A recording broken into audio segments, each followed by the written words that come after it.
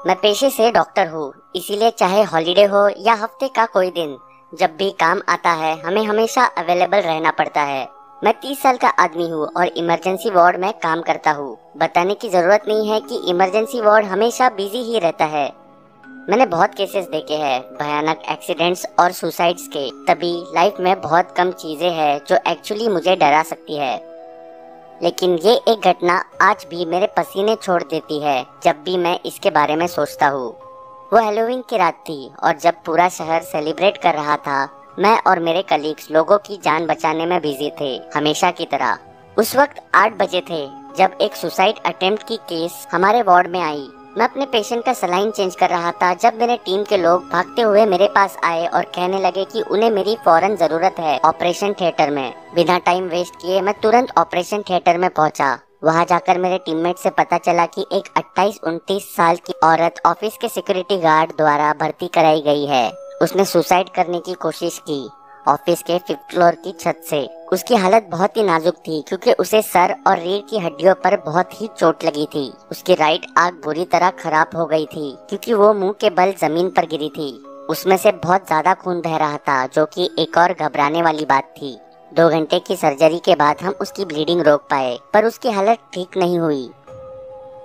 वैसे तो डॉक्टर्स हिम्मत छोड़ने की बात नहीं करते, पर इस बार हम श्योर नहीं थे कि वो इस हादसे से बच पाएगी। मैंने सबको बोला कि तुरंत इसकी फैमिली को इन्फॉर्म किया जाए और प्रोटोकॉल की वजह से हमने लोकल पुलिस स्टेशन में भी इस सुसाइड केस के बारे में बता दिया। मैंने बहुत से पेशेंट्स को उम्मीद खोते हुए देखा था, उन केसेस में भी जहां कोई डरने की बात नहीं होती, पर ये औरत खतरों से लड़ रही थी। तकरीबन 11 बजे नर्स आई और उसने बताया कि उसकी पल्स नॉर्मल चल रही है, पर बहुत ज्यादा खून बहने की वजह से उसका ब्लड प्रेशर लो हो गया है। मैं उसके ब्लड पाउचेस को चेंज करने गया। उसका केबिन इमरजेंसी वार्ड के कॉरिडोर में लास्ट वाला था। हैलोवीन नाइट की वजह से बहुत लोग छुट्टी पर थे, इसलिए हॉस्पिटल थोड़ा ज्यादा शांत था। जैसे ही मैं उसके केबिन में गया, मैंने उसे वहाँ बेड पर पड़े जोर जोर से सांस लेते देखा। उसके ऑक्सीजन मास्क में वेपर बन रहे थे जैसे ही वो सांस छोड़ रही थी। मैंने चुपचाप उसके ब्लड बैग्स चेंज किए और मॉनिटर पर उसका हार्ट रेट चेक किया। मेरे पास कोई काम नहीं था तो मैं उसके केबिन में ही उसके काउच पर बैठ गया, उस पे नजर रखने के लिए। उसके भूरे बाल ब्लीडिंग के कारण बहुत जगह से लाल हो गए थे। मैं अपने आप में सोचने लगा कि उसके सुसाइड करने की क्या वजह हो सकती है। मैं जानना चाहता था कि हैलोवीन नाइट पर वो कहीं पार्टी करने क्यों नहीं गई। टाइम जल्दी से कट गया और मैं वहाँ काउच पर ही सो गया, भगवान जाने कब। आधी रात हो रही थी जब मैं किसी आवाज की वजह से अपनी नींद से उठा।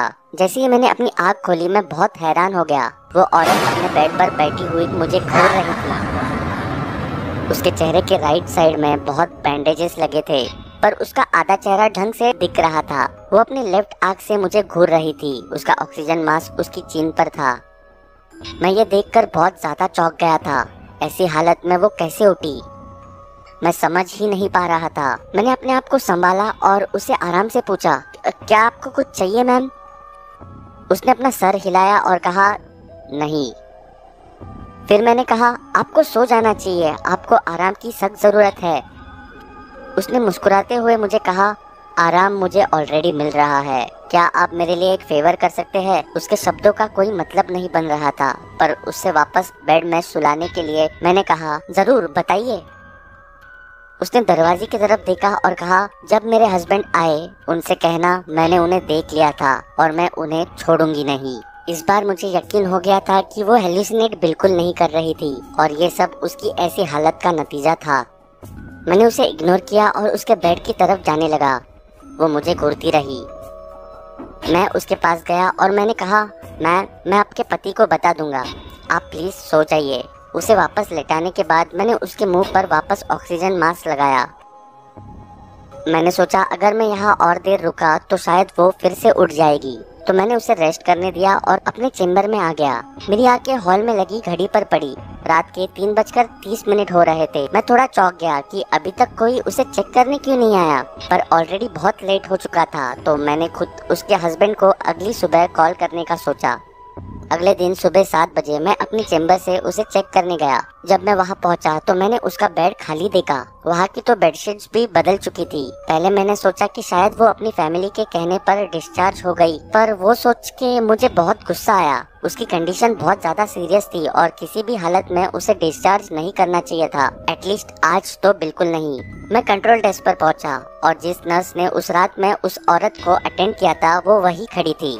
मैं उसके पास गया और उसे एक इरिटेटेड सी आवाज में बोला, केबिन 9 में जो औरत थी उसे किसने रिलीज किया, मुझसे पूछे बिना। नर्स थोड़ी सरप्राइज सी हो गई जब मैंने उसे ये सवाल किया। उसके चेहरे को देखकर लग रहा था जैसे मैंने कोई स्टूपिड सा सवाल पूछ लिया हो। मैंने उसे और इरिटेटेड होकर कहा, प्लीज उसके हस्बैंड को बोलो उसे वापस लेकर आए, उसे ट्रीटमेंट की जरूरत है, उसकी हालत और खराब हो जाएगी अगर वो उसे रखेंगे। नर्स ने मेरी बात खत्म करने से पहले ही बोला, आपको नहीं पता डॉक्टर, मुझे लगा शायद आपको किसी ने बताया होगा। मैं बहुत कंफ्यूज हो गया था। फिर नर्स ने मुझे बताया कि वो कल रात करीब 3 बजे मर गई थी।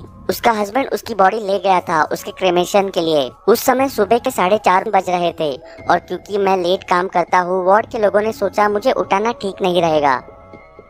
मेरे पैरों तले जमीन ही खिसक गई। ना मैं कुछ बोल पाया ना मैं कुछ सोच पाया पूरे 1 घंटे तक। मैं अपने रिपोर्टिंग हेड के पास गया और उस दिन की छुट्टी ले ली। उसके बाद जब मैं घर आया मैंने अपने आप को बार बार समझाने की कोशिश की। मैं कोई सपना नहीं देख रहा था। उसने मुझसे बात की थी। मुझे उसके मुंह से निकली एक एक बात याद है, पर वो मुझसे कैसे बात कर सकती है जब वो ऑलरेडी मर चुकी थी। 1 हफ्ते के बाद न्यूज़पेपर में एक डरावनी न्यूज़ आई। एक इंडस्ट्रियलिस्ट अपने ऑफिस के छत से गिरकर मर गया था। उसके साथ काम करने वाले लोगों ने पुलिस को बताया कि उसका अफेयर उसकी सेक्रेटरी से चल रहा था। उसके वाइफ को इसके बारे में पता चल गया था, जिसकी वजह से उसने ऑफिस के बिल्डिंग से सुसाइड करने की कोशिश की थी, वो भी हैलोवीन नाइट को। पुलिस को लगता है इस इंडस्ट्रियलिस्ट की डेथ भी एक सुसाइड ही है, पर लोगों को लगता है कि शायद ये उसकी गलती की वजह से शर्म में आकर उसने ऐसा किया। उसकी मौत का समय 3 बजे का बताया गया।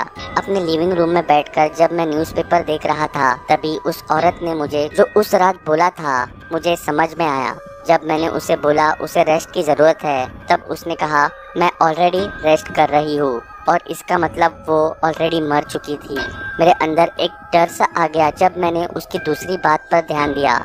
उसने बोला था, जब मेरे हस्बैंड आएंगे उनसे कहना मैंने उन्हें देख लिया था और मैं उन्हें छोड़ूंगी नहीं। क्या एक मरा हुआ इंसान वापस आया था अपना बदला लेने, वो भी हैलोवीन नाइट को? और क्या उसने बदला ले भी लिया? मुझे नहीं पता।